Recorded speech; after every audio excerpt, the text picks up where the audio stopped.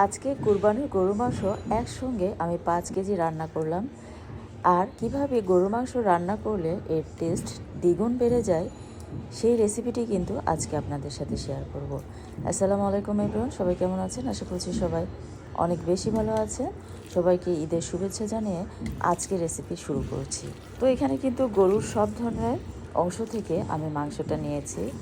দেখতে পাচ্ছেন এখানে হাড়, চর্বি, কলিজা, ফেফসা সব ধরনের গরুর অংশ থেকে কিন্তু এখানে মাংসটা নেওয়া হয়েছে।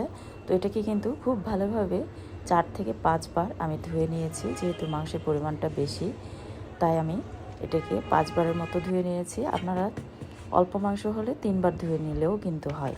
তো এটাকে ধুয়ে কিন্তু আমি আধা ঘন্টা পানি ঝরতে রেখে দিয়েছিলাম একটা জালি বলে। আর এই কাজটি কিন্তু অবশ্যই করবেন, তাহলে এক্সট্রা ব্লাডটা কিন্তু বের হয়ে যাবে। প্রায় 15 থেকে 20টির মতো পেঁয়াজ আমি এখানে কুচি করে নিয়েছি। আর 2 টেবিল চামচ করে আমি আদা বাটা আর রসুন বাটা অ্যাড করে দিয়েছি। আর স্বাদ মতো লবণ অ্যাড করে দিলাম। আর আস্ত গরম মশলাগুলি দেখতেই পাচ্ছেন আমার মাংসের পরিমাণ অনুযায়ী কিন্তু আমি অ্যাড করে নিয়েছি। একদম আমাদের হাতের কাছে যে মশলাগুলি থাকে সেগুলি কিন্তু আমি অ্যাড করে নিচ্ছি।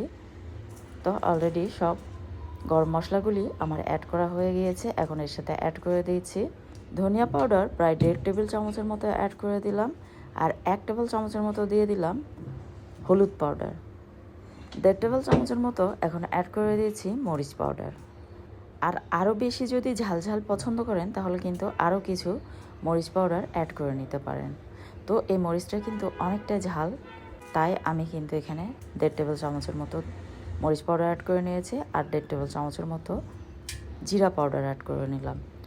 আর অ্যাড করে দিচ্ছি খাঁটি সরিষার তেল প্রায় হাফ কাপের মতো। মেজারমেন্ট কাপের হাফ কাপের মতো প্রায় সরিষার তেল হবে, সেটা কিন্তু অ্যাড করে দিয়েছি। দিয়ে এখন মাংসটাকে হাত দিয়ে খুব ভালোভাবে বেশ কিছুক্ষণ সময় নিয়ে মাখিয়ে নিতে হবে। আর গরু মাংসের স্বাদটাকে দ্বিগুণ বাড়ানোর জন্য কিন্তু অবশ্যই দারুচিনির পরিমাণটা একটু বেশি পরিমাণে অ্যাড করে নিতে হবে। তো দেখতে পেয়েছেন আমি কিন্তু দারুচিনির পরিমাণটা একটু বেশি পরিমাণে অ্যাড করে নিয়েছি। আর হাতে মাখিয়ে এইভাবে গরু মাংস রান্না করলে এর টেস্ট যে কতটা আমরা কম বেশি কিন্তু সবাই জানি। আর যখন সব ধরনের মাংস থেকে এই মাংসটা এইভাবে রান্না করা হয় তখন কিন্তু এর টেস্ট আরও বহু গুণে বেড়ে যায়। আর আমি কিন্তু কোনো পানি ইউজ করব না, পুরো রান্নাটায় পানি ছাড়া করব। জাস্ট হাতটা ধুয়ে একটুখানি পানি অ্যাড করে দিয়েছি।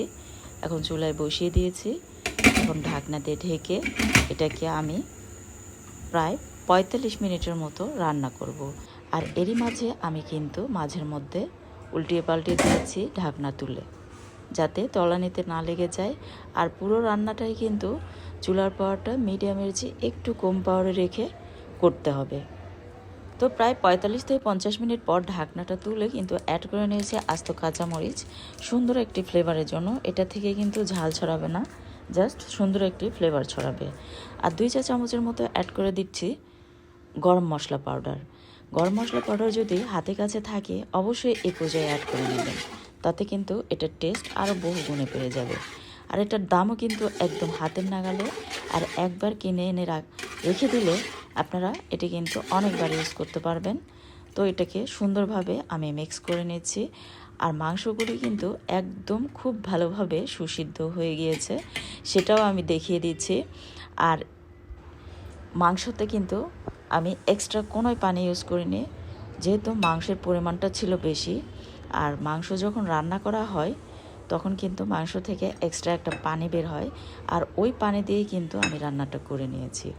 আর চুলার পাওয়ারটা অবশ্যই মিডিয়ামের চেয়ে একটু কম পাওয়ারে রেখে পুরো রান্নাটাই করতে হবে। আর একটু পরপর এটাকে নেড়ে চেড়ে দিতে হবে, তাহলেই কিন্তু মাংসগুলি একদম খুব ভালোভাবে সুসিদ্ধ হবে।